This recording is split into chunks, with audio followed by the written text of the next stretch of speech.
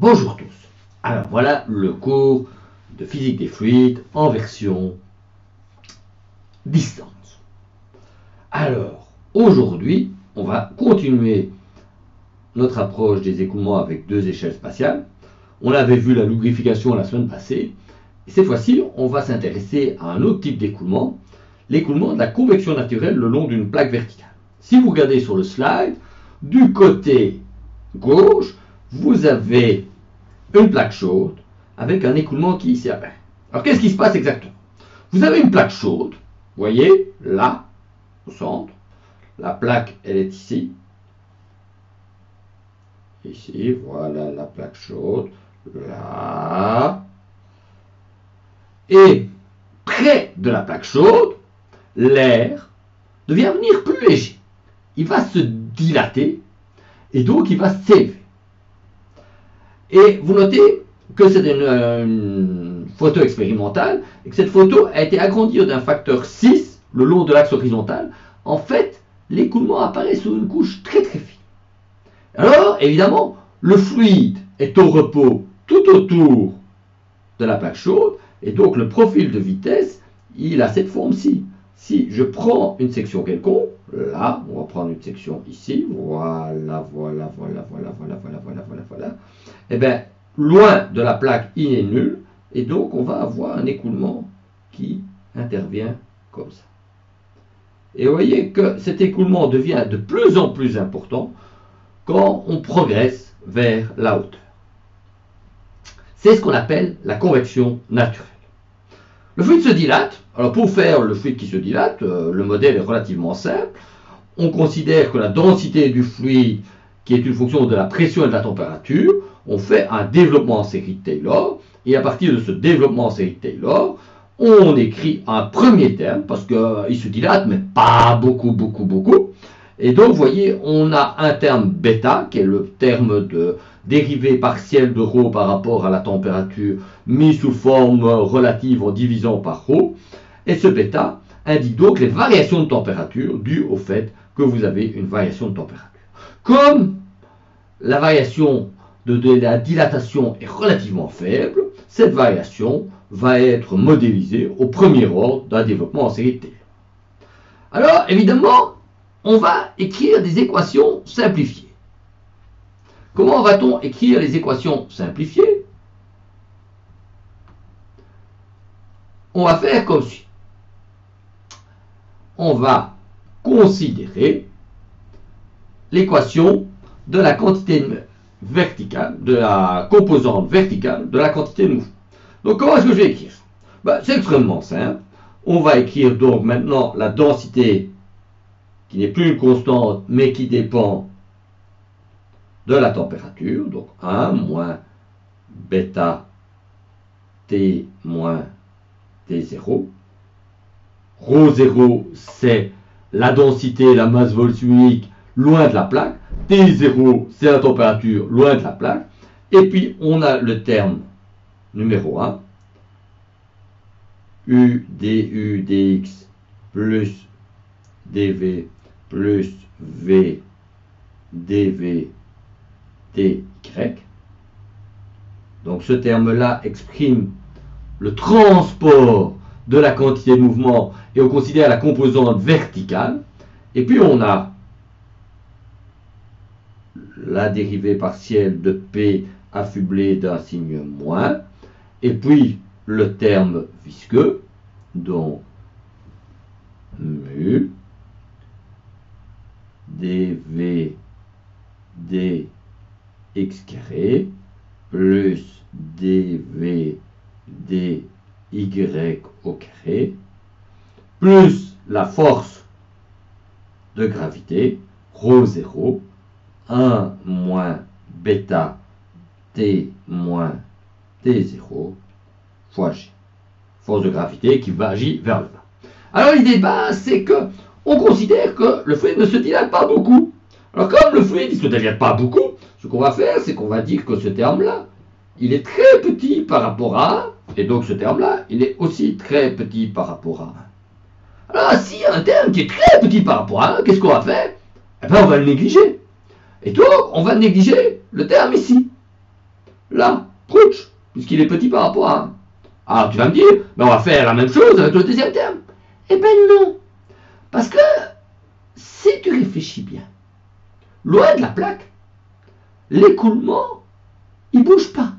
Et quand l'écoulement, il bouge pas, la seule relation qui survit, c'est que le gradient de pression, il est une constante et il est linéaire.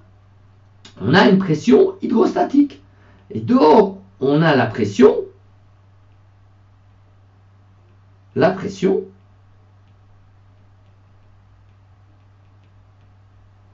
est supposée hydrostatique. Hydrostatique, une pression hydrostatique, c'est une pression qui apparaît quand il n'y a pas d'écoulement. Quand il n'y a pas d'écoulement et que vous avez juste la gravité, il ne reste plus que la pression et le terme de gravité. Et donc, la pression, elle s'écrirait sous cette forme-ci. P de xy est égale à la pression en 0 moins ρ0 G de Y. Et donc, ce qu'on va supposer, c'est que près de la plaque, dans la couche chimique, la pression est comme celle qui se trouve loin de la couche chimique. Alors, on va faire dans un premier temps, on va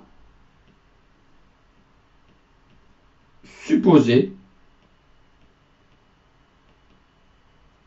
que la pression est hydrostatique. Mais attention, c'est une supposition qui n'est pas une supposition. Alors tu vas me dire, oui, mais c'est quoi ça, une supposition qui n'est pas une supposition?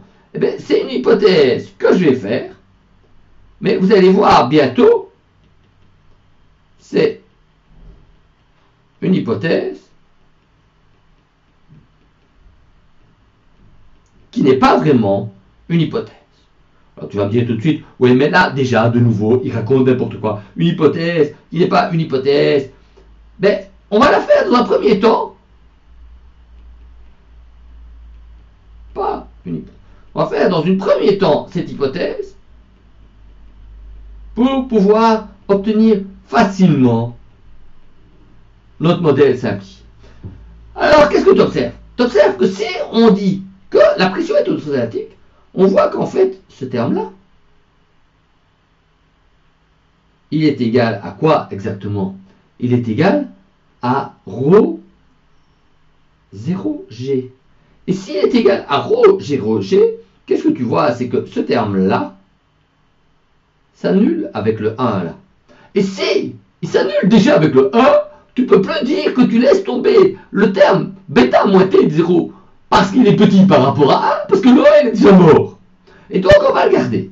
Donc les équations de Boussinesq, ça consiste à dire qu'on va négliger les variations de densité partout. Et donc on va écrire ici ρ0 et puis le terme U dV dx plus V dV dy.